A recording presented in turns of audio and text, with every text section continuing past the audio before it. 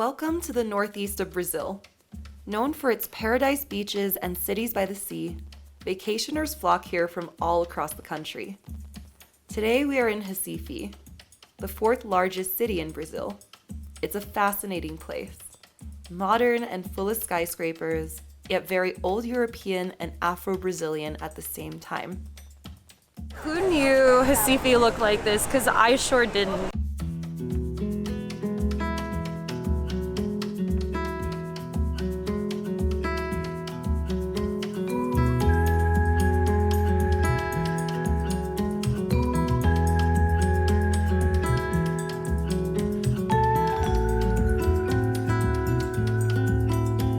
We're going to be taking you on a little food tour, and we're also going to have a wander through some of the local markets in the city. So yeah, let's go.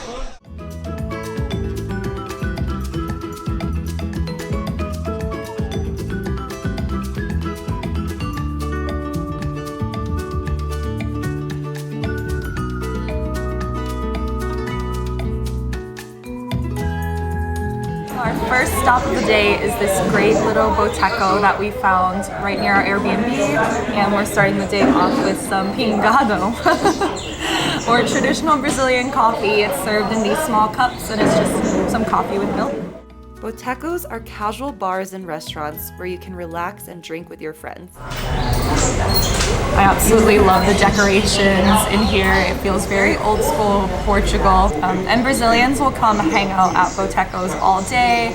It's a really laid back culture, so people just come sit here, watch the news together, discuss the news. Retirees will come and sit, have some coffees, maybe have some beers. It's a super laid back environment. Yeah, that's right. They're not gonna just have beers, actually. They're going to have cachaça.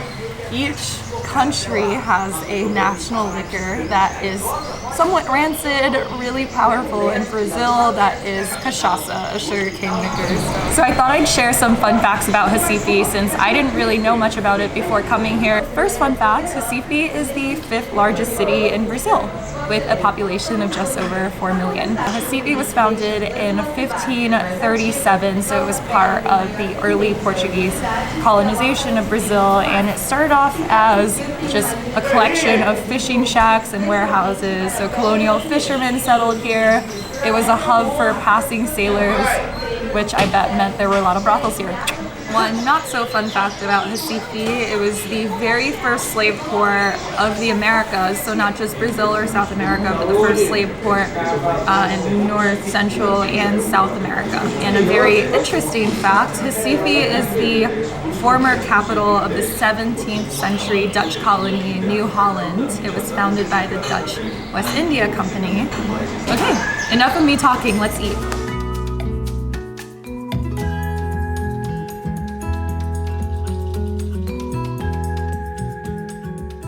So let me tell you a little bit about our breakfast today.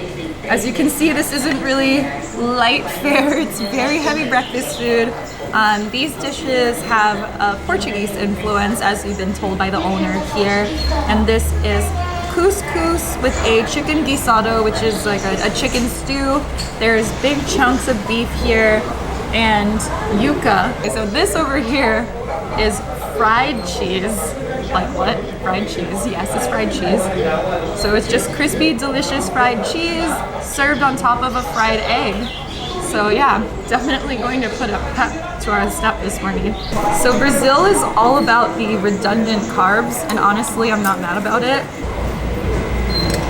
So get a nice chunk of beef, some of the beautiful couscous and the stew, and bon appetit.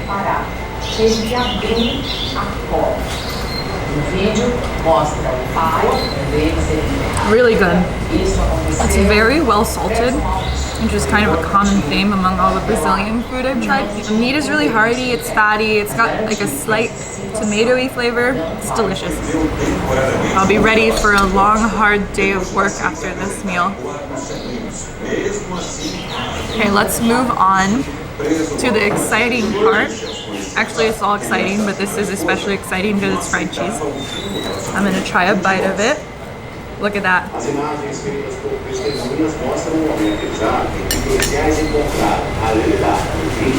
I know you're jealous of this. I'm jealous of this. It's so good. Like you chew, it's so crispy. You know, it's got the texture of delicious things that are fried. And the cheese is quite mild. It's got a slight gamey flavor, but pretty light. It's awesome. You can't go wrong.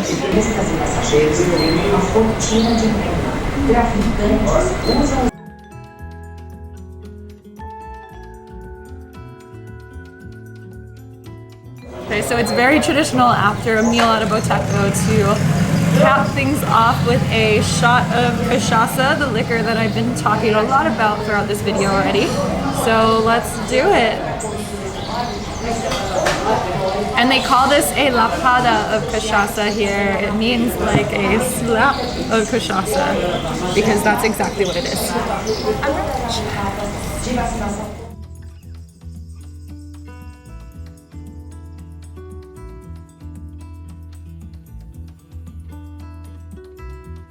Oh Lord. Yeah, it's like taking a shot of hard liquor at 9 in the morning. That's what it tastes like. I will take a lapada with my baby.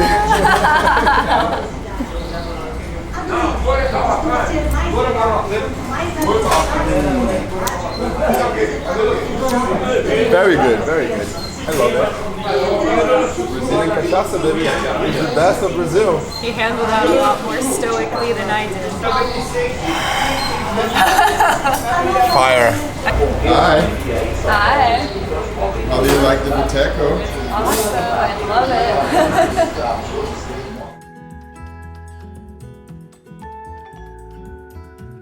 it. So our second stop of the day, we are at Mercado Boa Vista, and we're gonna take you around and show you what you can find in here. So let's go.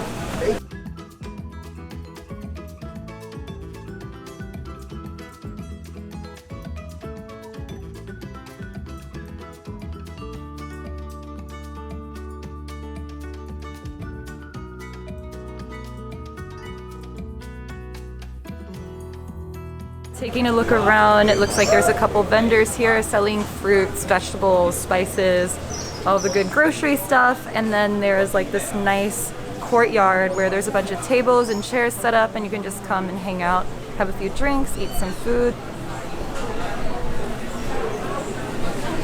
A couple of nice straw hats. Don't think this one will fit me. Bom dia. Bom dia. Yeah, it's just a simple little market. We already ate breakfast and had some cachaça, so we're not gonna stop here and eat anything, but it's just like a cool little hangout. We're gonna move on to our next stop of the day.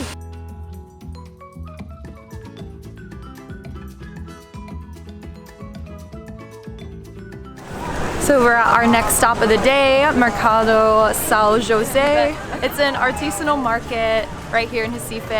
They sell local goods. I believe there's some food in there, so we're gonna go in and take a look at what they have and show you around a bit.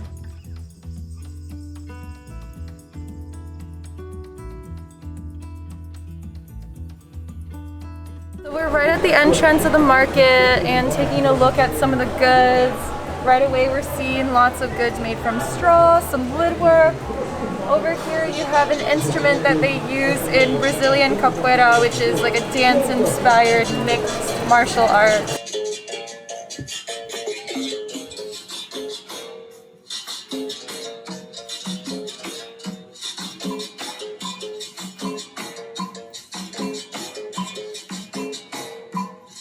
Mercado Sao Jose was built in 1871. The hundreds of shops inside sell leather goods, crafts, seafood, and trinkets. These are items used in candomblé, an African diasporic religion developed among Afro-Brazilian communities during the Atlantic slave trade. Candomblé blends traditional religions from West and Central Africa along with the Roman Catholic teachings of Portuguese colonists.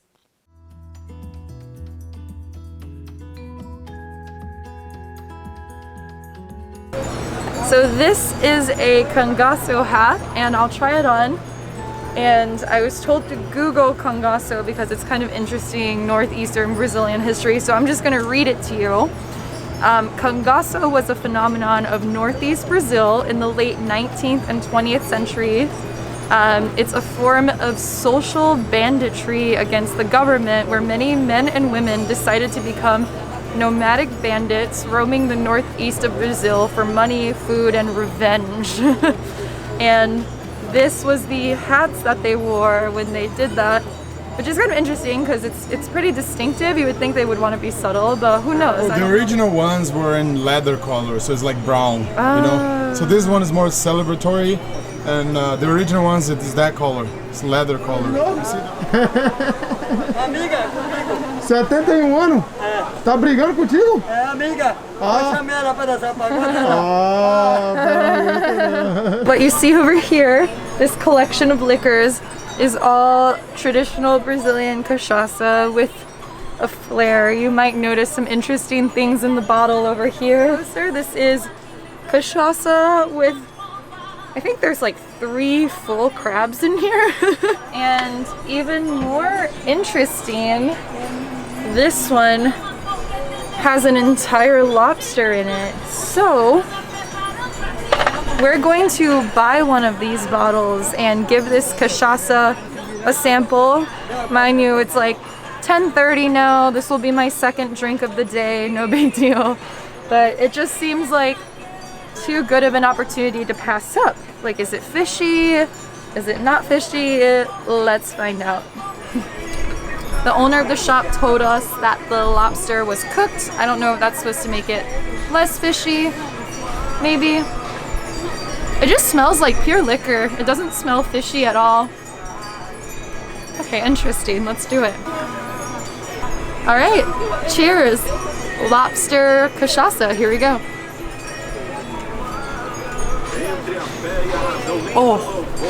Oh yeah, it's definitely fishy. Whew. I mean, first and foremost, it's got that powerful cachaça taste, but then you get like an aftertaste. It's kind of like eating a shrimp. I'm definitely breathing some seafood fumes right now. Okay, it wasn't that bad. It's actually pretty tasty. If you like your hard liquor with some seafood, this is what you want in your life.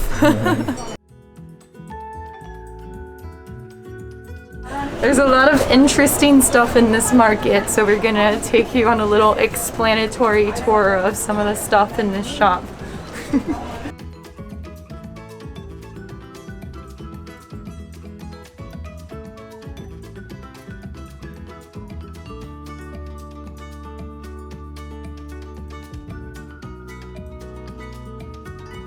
We found some very interesting beverages with very colorful labels.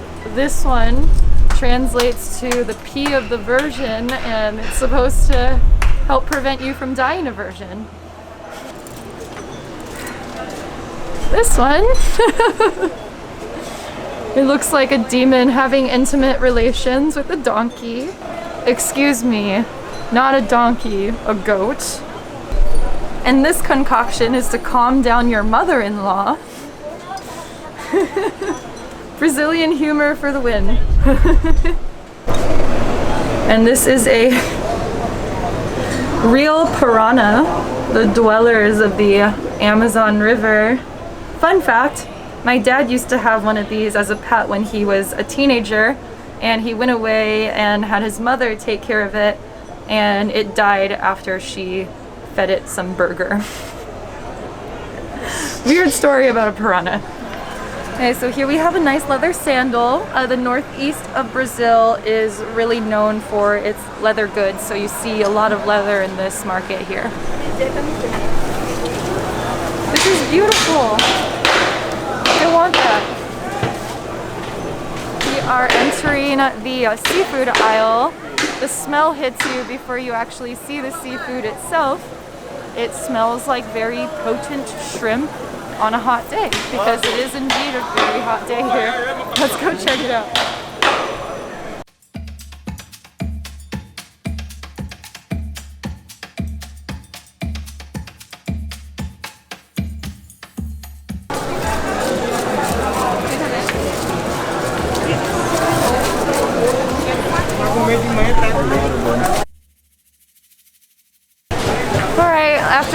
got shopping. We're hungry again, so we're gonna check out some of the food stalls outside of the market and grab a bite to eat. So we've gotten our traditional northeastern Brazilian lunch, and what did I tell you about the redundant carbs in Brazil? We have not one, but two things of rice and spaghetti. And this is pirão, which is a mix of yuca flour and usually like stewed drippings or soup, and it forms this thick, savory texture that you eat with rice. It's another carb. And then as far as meats, we've gotten a fillet of fish and then some stewed beef.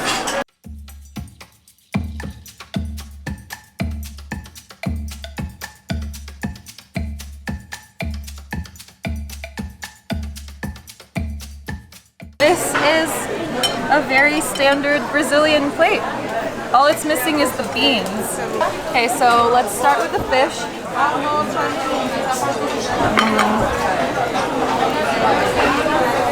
Really good, savory, crunchy.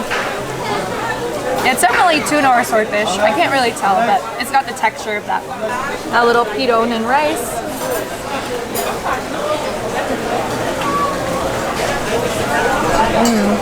The pirão is good. It's got like a tomatoey flavor. Again, like most Brazilian food, really well salted. It's like gooey and warming. A little bit of beef. Cheers.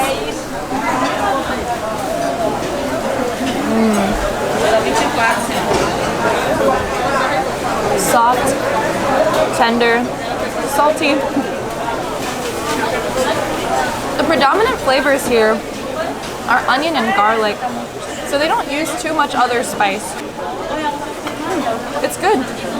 Again, not light food. It'll keep you full for hours. Brazil is definitely like a 3 big square meals type of place. You eat one meal and you're good for the next 5 hours.